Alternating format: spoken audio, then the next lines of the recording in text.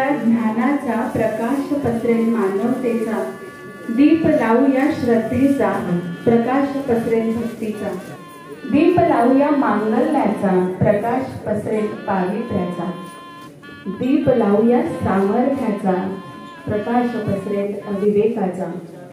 त्यांच्या चौघांच्या या लेखन प्रवासाचं कौतुक करण्यासाठी उपस्थित असलेल्या सर्वांचं मी गुडविल बुक्स तर्फे मनापासून स्वागत करतो. एकदा जोरदार टाळ्या तुमच्याकडे. म्हणजे जेव्हा टीव्ही आला तेव्हा असं म्हणत होतं की आता कोण वाचणार, टीव्ही आलेला.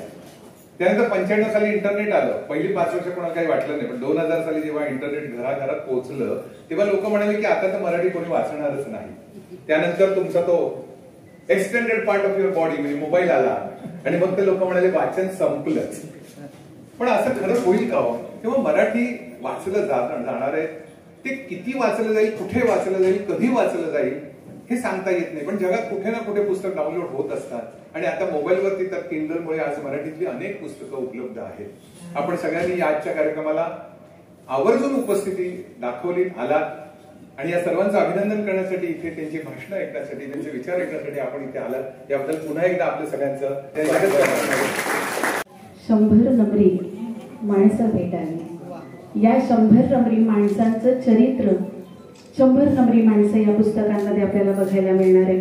माझं हे पुस्तक प्रकाशित करण्यासाठी स्वतः दिनेश लाड सर आले, ज्यांना द्रोणाचार्य पुरस्कार आणि शिवछत्रपती पुरस्कार लाभलेला आहे. सगळ्यांना माहिती आहे की ज्याला शतकाची ज्यांनी सवय लावली त्या रोहित शर्माला घडवणारे हे असे द्रोणाचार्य इकडे आलेले आहेत. आणि म्हणून 100 नम्री माणसं हे जे माझं 100 जणांवरचं पुस्तक आहे ते समर्पक ठरत आहे, कारण ते प्रकाशित करायला लाड सर आलेले आहेत. लाड सरांच्या बद्दल सांगायचं म्हणजे त्यांनी आता पण 15 जण म्हणजे अगदी 8 ते 15 वया गटातली मुलं त्यांनी निवडलेली आहेत आणि त्यांच्यावर ते मेहनत घेत आहेत. आतापर्यंत त्यांनी हा जरी द्रोणाचार्य असला तरी ह्याने कुठेही दक्षिणा घेतलेली नाही, हे विशेष आहे. कुठल्याही प्रकारचे अंगठा पण घेतलेला नाही की पैसेही घेतलेले. तर म्हणून मला ह्याच्याबद्दल जास्त आनंद आहे की हे पुस्तक त्यांच्याकडून होते. आणि आताच बोर्डे मॅडमनी सांगितलं त्याप्रमाणे माझ्या पुस्तकात 100 विविध क्षेत्रातल्या लोकांच्या बद्दल मी लिहिलेलं आहे, कारण मला व्यक्तिवेध असा जो प्रकार आहे तो खूप आवडतो. ऐमल्ले होते की काय अशा भावना त्यांच्या मनात आल्या आणि त्या त्यांनी आपल्या कवितांमधून उमटवलेल्या आहेत. त्यांच्या कवितेतल्या 4 ओळी: धरण्यापेक्षा सोडणे बरे, धरण्यापेक्षा सोडणे बरे, उडण्यापेक्षा रडणे बरे, वाट पाहत राहण्यापेक्षा ह्या क्षणीच जगणे बरे. यापैकी बऱ्याचशा कविता गेल्या 7-8 वर्षात लिहिलेल्या आहेत. कवितेची आवड मला कॉलेज असल्यापासूनच होती. सगळं लक्ष शिक्षणात व नंतर नोकरीत होतं, पण कवितेतला रस मात्र कमी झाला नाही.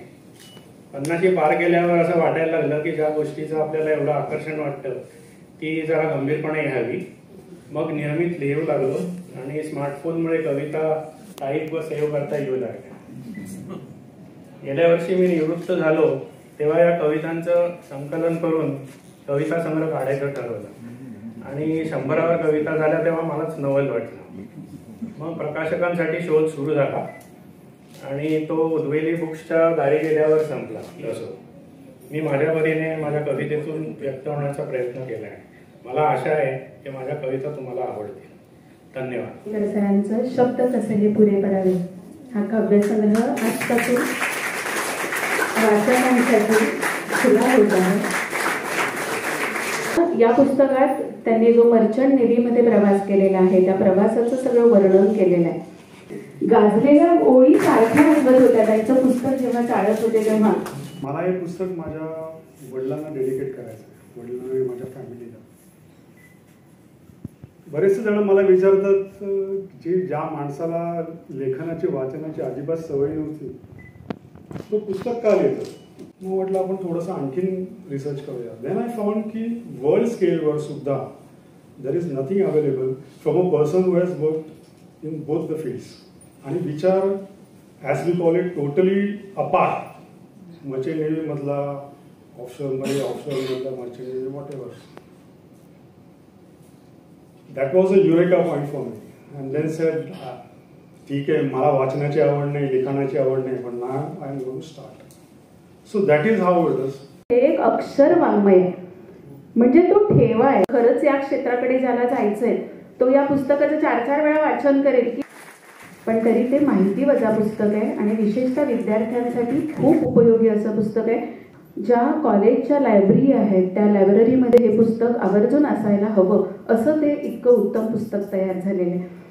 अस्वस्थ मनातील भावनांना व्यक्त करण्याचं धाडस कवी डॉक्टर मारुती नलावडे यांनी आपल्या या पुढील संग्रहात केलेलं आहे. संग्रहाचं नावही किती संयुक्त आहे. अक्षर कुंभ हा घडा आपल्यासाठी आजपासून खुला होणार आहे. त्यांचा सत्कार आपण करतो. अक्षर कुंभ हे कवितेचं दुसरं अपत्य जन्माला घातल्यानंतर आपल्या सगळ्यांच्या साक्षीनं त्याचं बारसदार करायलाच पाहिजे होतं ना. आणि म्हणून तर या बाळणपणाच्या संस्काराचे अनुभव सांगण्यासाठी मी उभा आहे. अक्षरांचा आणि शब्दांचा अवकाश चांगलाच विस्तारलेलं होतं आणि मनाच्या अवकाशात डोकावणाऱ्या अक्षरांना अर्थपूर्ण आणि लयबद्ध शब्दात गुंफावं आणि ते कवितेच्या कुंभात भरावं असं वाटलं आणि त्यातून अवतरलं हे अक्षरकुंभ नावाचं माझं तिसरं अपत्य. आजूबाजूच्या घटना, दैनंदिन आयुष्य, प्रसंग, वेगवेगळी माणसं, वस्तू हे सगळं डोळसपणाने पाहिलं, अनुभवलं, ऐकलं, वाचलं, त्यातून विचारचक्र सुरू झालं आणि जे जे मनाला भिडलं ते मांडलं आणि त्यातून निर्माण झालेली अभिव्यक्ती म्हणजे हा अक्षरकुंभ आहे. आज या पुस्तक सोहळ्यामध्ये अत्यंत सुंदर अशा वातावरणामध्ये तुमच्या सगळ्यांच्या उत्तम अशा उपस्थितीमध्ये जगदीश देसाई यांचं बियॉन्ड हॉरिझॉन, रवींद्र शेणालीकर यांचं शब्द कसे हे पुढे पडावे, मारुती नलावडे यांचं अक्षरकुंभ, संजीव पाध्ये यांचं 100 नबरी माणसं, या 4ही पुस्तकांचं प्रकाशन आम्हा सर्व उपस्थितांच्या हस्ते झालं आणि खूप आनंदानं झालं.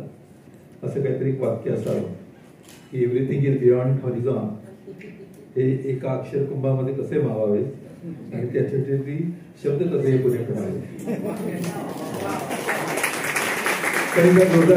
मलाही पुस्तक माझ्याबद्दल लिहायचं आहे आणि मी तुम्हाला विनंती करेन की माझं पुस्तक संजीव उपाध्याय घेणार आहेत.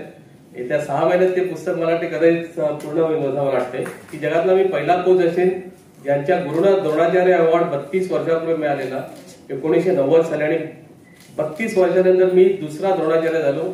म्हणजे एका द्रोणाचार्याने एका द्रोणाचार्य बनवलं असं मी म्हणेन. त्या गुरुनी मला क्रिकेट शिकवलं. म्हणजे 1976 साली मी 10वी नंतर क्रिकेट खेळायला लागलो सरांकडे जाऊन. ज्यावेळेस माझे 7 रुपये नव्हते पैसे भरायला त्यावेळेस माझ्या गुरुनी, मीच नाही अगणित मुलांना त्यांनी फ्री शिक्षण दिलं त्यावेळेस क्रिकेटचं. त्याच्यानंतर माझे दुसरे गुरु रेल्वेमध्ये मी ज्यावेळेस लागलो 1982 साली त्यावेळेस माझ्याकडे 11 रुपये मेडिकलला भरायला नव्हते. त्यावेळेस आम्हाला मेडिकलला पाठवत होते.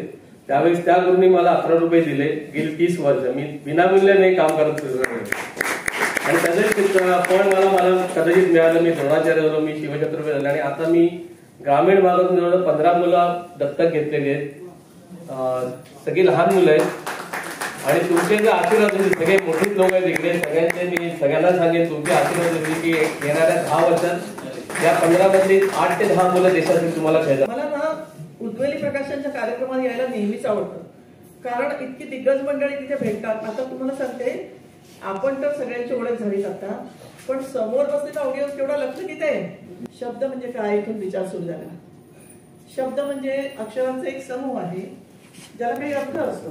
अर्थ असलेला हा समूह म्हणजे तुमच्या मनात जो अर्थ असतो तोच माझ्या मनात असतो असा तो शब्द असतो. समजा मी कोणाला सांगितलं हा पोडियम जरा इकडे सरकवा, बाहेर जाऊन सेवकाला निरोप सांगितलं तरी तो पोडियमच घालेल ना. म्हणजे त्याला माहिती आहे, आपल्याला माहिती आहे हा पोडियम आहे, दुसऱ्यालाही माहिती आहे पोडियम आहे, हा शब्द आहे. पण कवितेमध्ये खूप काय जादू असते बरं का. कवितेमध्ये जे शब्द असतात त्याचा अर्थ खूप वेगळा असू शकतो. कवितेच्या शब्दांची रचना कशी असते त्याच्यावर तो अर्थ निर्माण होतो. गर्द रानातून जाते पायवाट, पाचोळा पायात सुरसुरे. आता याची एकदम अर्थ निर्माण झाला. पाचोळा हे नुसतं असं नाही म्हटलं की इकडे तिकडे पाचोळा पण पडलाय बरं का. पाचोळा पायात सुरसुरे याला नादही निर्माण झाला. एक रंगही आपल्या डोळ्यासमोर आला आणि त्या व्यक्तीच्या मनात काय आहे पायवाट चालताना हे थोडंसं आपण त्याच्या मनात डोकवलं तर अशा पद्धतीने कसं होतं कविता तयार व्हायला लागते. तर अशा प्रकारे ही अगदी कमी शब्दांची ही कविता आहे. माझ्या दोन्ही पुस्तकांना त्यांनी दोघांनाही प्रस्तावना दिली आहे. साता समुद्रापारला अरुण मामाने दिली, तर the floating life in merchant नेव्हीला दळवी सरांनी प्रस्तावना दिली आहे. आणि त्यावेळी त्यांनी भाकीत केलं होतं की या पुस्तकांना भरपूर पुरस्कार मिळतील. जहाज पाण्यावर तरंगतं, पण त्या जहाजाचा भार आमच्या डोक्यावर असतो. म्हणजे हे फक्त आता दळवी सरांना, देसाई सरांना किंवा हे आम्हाला म्हणजे जे जहाजावर काम करत त्या लोकांना कळतं. तर जे जहाजावर जेव्हा आम्ही म्हणतो की जहाजाचा भार आमच्या डोक्यावर असतो, ते तुम्हाला आमच्या पुस्तकातून वाचायला मिळेल. दळवी सरांचं सागराज नावाचं जे पुस्तक आहे त्याच्यामध्ये तुम्ही एक मुलगा आपल्या घरच्यांशी जहाजावरनं कसं संवाद करतो ते वाचायला मिळेल. नंतर घरचे त्यांच्याशी कसा संवाद करत होते ती पत्र त्या पुस्तकामध्ये होते. देसाई सरांचं पुस्तक तुम्ही आता जेव्हा घ्याल, वाचायला घ्याल, त्याच्यामध्ये त्यांनी फोटो आणि अशी जी माहिती आहे जहाजांबद्दलची किंवा जे कसं काम होतं, जॉईनिंग प्रोसेस वगैरे काय, ते त्यांनी फोटोसह त्या पुस्तकामध्ये त्यांनी केलेलं आहे, म्हणजे वर्णन केलेलं आहे.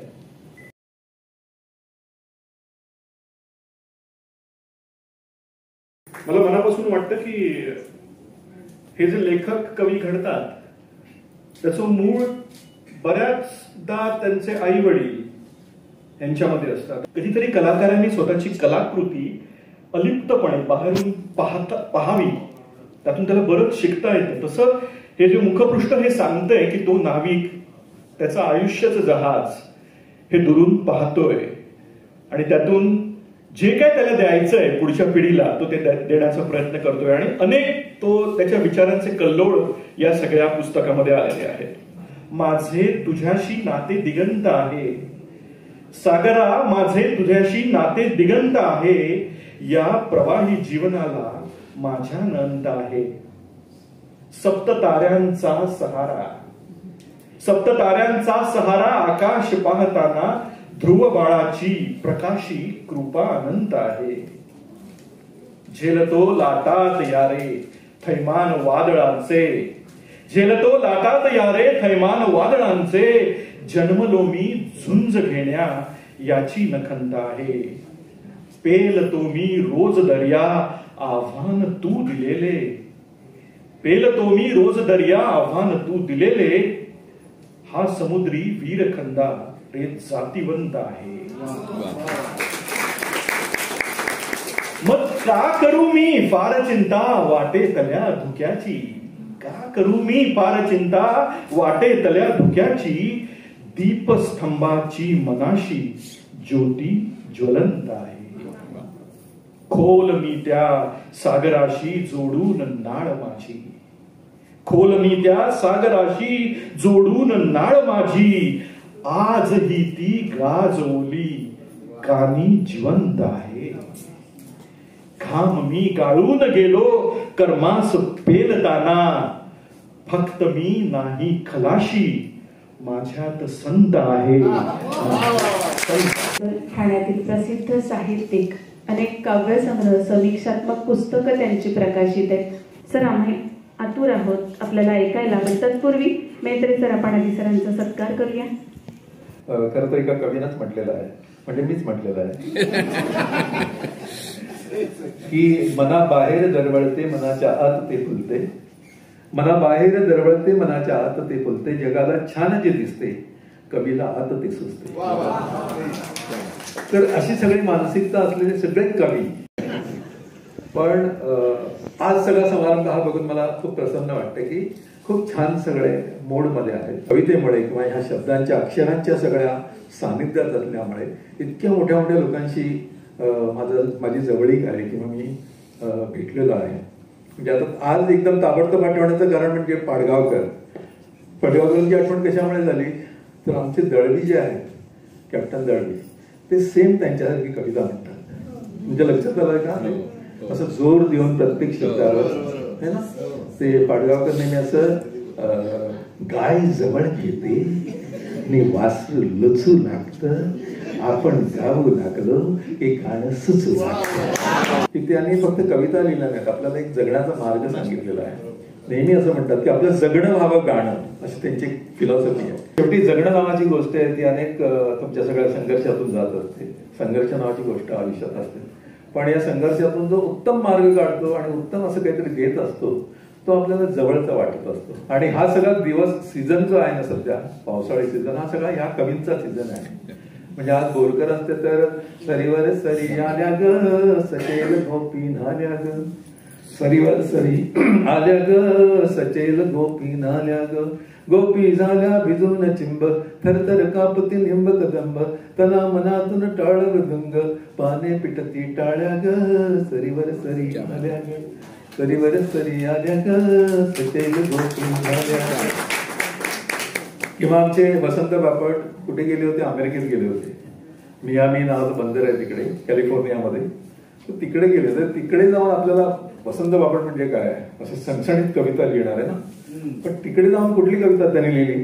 तिकडे जाऊन आंबा पिकतो रस गळतो, मिया मिला मी जिमा कळतो, आंबा पिकतो रस गळतो, मिया मिला मी जिमा कळतो, कुठे सकाळ कुठे दुपार, हिरवी माया अपरंपार, फ्लॉरिडाच्या बागा नारंगी, झऱ्या झऱ्यातून सारंगी, मिया मी बंदर खुळा समेंदर, कोकण समजून डुचवळतो, मिया मिला मी जिमा कळतो, आंबा पिकतो रस गळतो, मिया मिला मी जिमा कळतो.